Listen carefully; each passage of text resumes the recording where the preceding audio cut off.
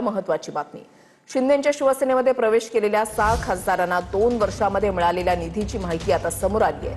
संजय देशमुखांनी मंजूर निधीपैकी फक्त 7.5% निधी खर्च केलेला आहे. संजय दिना पाटलांच्या 40 मंजूर कामांपैकी एकही काम पूर्ण नाहीये.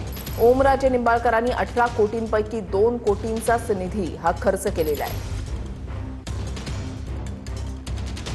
6 फुटीर खासदारांचा रिपोर्ट कार्ड समोर आलेला आहे. किती निधी मिळाला आणि किती खर्च त्यांच्याकडून करण्यात आलेला आहे त्याची माहिती या आता विस्ताराने समोर आलेली आहे. संजय दिना पाटलांच्या 40 मंजूर कामांपैकी एकही काम पूर्ण झालेलं नाही. ओमराजे निंबाळकरांनी 18 कोटींच्या पैकी 2 कोटींचाच निधी खर्च केलेला आहे. 6 खासदारांना 2 वर्षांमध्ये मिळालेल्या निधीची माहिती आता समोर आलेली आहे. आपण पाहता संजय जाधव त्यांना मंजूर निधी किती होता तर 14 कोटी 70 लाख. त्यांनी खर्च केलेला निधी आहे 3 कोटी 78 लाख आणि पूर्ण कामं 56 पैकी फक्त 25. ओमराजे निंबाळकर त्यांना मंजूर झालेला निधी 18 कोटी 50 लाख. त्यांनी खर्च केलेला निधी आहे 1 कोटी 97 लाख आणि 130 पैकी फक्त 21 कामं पूर्ण झाली आहेत. नागेश पाटील आष्टीकर मंजूर निधी 19 कोटी, खर्च निधी 5 कोटी 6 लाख आणि 79 पैकी 28 कामं पूर्ण.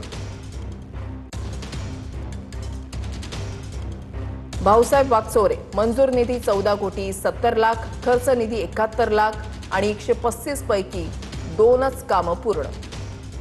2 वर्षांमधला त्यांचा हा लेखाजोखा आपण या ठिकाणी पाहताय. 2 वर्षांमध्ये 6 फुटीर खासदारांना किती निधी मिळाला आणि किती खर्च झाला. संजय दिना पाटील मंजूर निधी 14 कोटी 70 लाख, खर्च निधी 15 लाख, 40 पैकी एकही काम पूर्ण नाही. संजय देशमुख मंजूर निधी 18 कोटी 6 लाख, खर्च निधी 1 कोटी 42 लाख आणि 106 पैकी फक्त 7 कामं पूर्ण. गेल्या 2 वर्षांमध्ये या खासदारांकडून किती कामं पूर्ण झालेली आहेत ते देखील आपण या ठिकाणी पाहताय. प्रमोद जगताप आमचे प्रतिनिधी या संदर्भातली अधिक माहिती देतील. प्रमोद.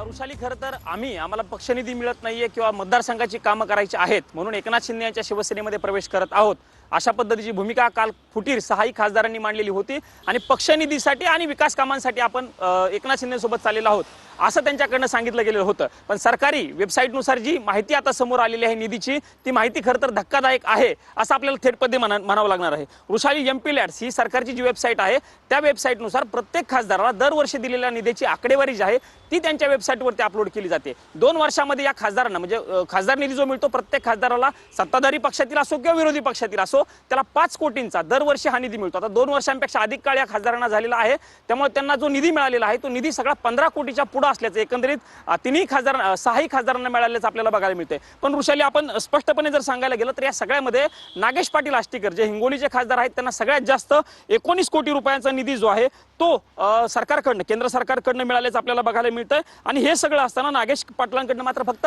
5.6 कोटींचाच निधी जो आहे तो खर्च केला गेलेला आहे. अशा आशयाची सगळ्याच खासदारांची माहिती जी आहे ती समोर आलेली आहे. सगळ्यात कमी निधी जो आहे तो ईशान्य मुंबईचे खासदार संजय दिना पाटील यांना मिळालेला आहे. वृषाली, जी सरकारी आकडेवारी आहे त्या आकडेवारीनुसार संजय दिना पाटील यांना 14.7 कोटी रुपयांचा निधी जो आहे तो मंजूर झालेला आहे. पण त्यापैकी संजय दिना पाटील यांनी फक्त 15 लाख रुपयांचा निधी जो आहे तोच खर्च केलेला आहे आणि त्याची टक्केवारी जी आहे वृषाली, एकूण टक्केवारीनुसार 1.1% एवढाच निधी त्यांच्याकडनं जो आहे तो वापरला गेलेला आहे. म्हणजे संजय दिना पाटील यांनी जी 40 कामं निधीसाठी दिलेली होती त्यापैकी एकही काम पूर्ण झालेलं नाहीये अशाही पद्धतीची माहिती खरं तर आता समोर आलेली आहे. म्हणजे ज्या पद्धतीने खासदारांकडून ही आकडेवारी सांगितली जात होती की आम्हाला निधी मिळत नाहीये, विकास कामं करायची आहेत, पण सरकारी आकडेवारीनुसार मात्र या सगळ्या खासदारांना निधी मिळालेला आहे. पण निधीचं खर्चाचं प्रमाण मात्र या खासदारांकडनं अत्यंत कमी मुबलक प्रमाणावरती असल्याचं सध्या तरी सरकारी आकडेवारीनुसार समोर आल्याचं चित्र आपल्याला बघायला मिळतं. नक्कीच. धन्यवाद प्रमोद दिलेल्या सविस्तर माहितीसाठी.